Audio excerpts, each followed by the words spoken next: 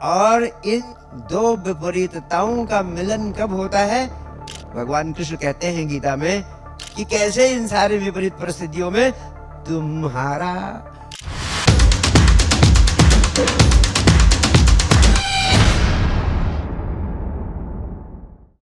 प्रणाम गुरुजी, मेरा नाम श्रीनिका है। आपने जो बताया जो उपाय है वो तो हमारे स्वयं के लिए हैं, जिससे हम खुद मेडिटेशन करें, ध्यान करें, अपने विचार जागृत करें। पर कई बार हमारे परिवार में और सदस्य ऐसे होते हैं जो खुद बहुत नेगेटिव हुए हैं, जो हमें बहुत ज़्यादा मतलब टेंशन या स्ट्रेस देते रहते हैं, जो इस दिशा में खुद अपने लिए कुछ करना नहीं चाहते हैं। तो उस तरह के तनाव से हम किस तरह से बहुत अच्छा प्रश्न है। वास्तव में ये जो तीनों महामंत्र मैंने आपको समझाए हैं, जब आप इनका विस्तार से प्रयोग करेंगे तो आप पाएंगे कि इस संसार में सब कुछ चारों तरफ हो रहा है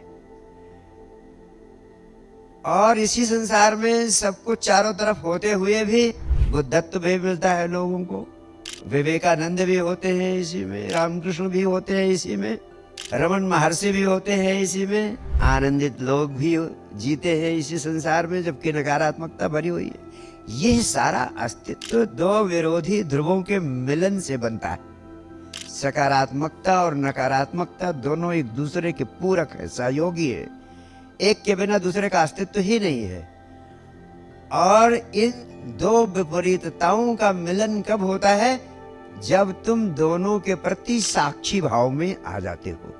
तो साक्षी भाव में आना एक विज्ञान है, साक्षी भाव में जीना एक विज्ञान है।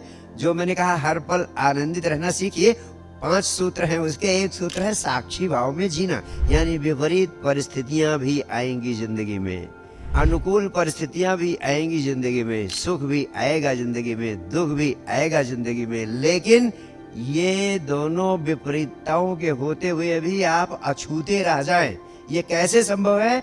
इसके लिए भगवान कृष्ण कहते हैं गीता में, सुखे दुखे समो भूत्वा लाभा लाभौ जय जयो। सुख में दुख में, हानि में लाभ में, जय में पराजय में, मान में अपमान में जो एक जैसा बना रहे वही योगी है, वही संबुद्ध है, वही जिंदगी को जीने में कुशल है। योगा कर्मसु कौशलम, वही विज्ञान देते हैं कृष्ण कि कैसे इन सारे विपरीत परिस्थितियों में तुम्हारा साक्षी भाव में होना भंग न हो।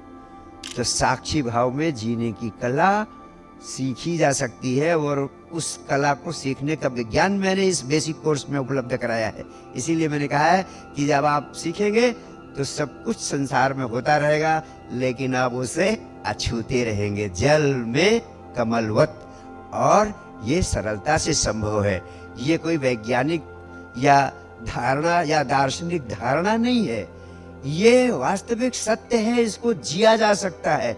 You can live every moment. If Krishna could live every moment, if I can live it every moment, then you can also live it every moment. Simply you need to walk on the path a little. थोड़ा सा एक कदम चलने की जरूरत है और स्वाद लग जाएगा तो हजार हजार कदम की यात्रा भी पूरी हो जाती है।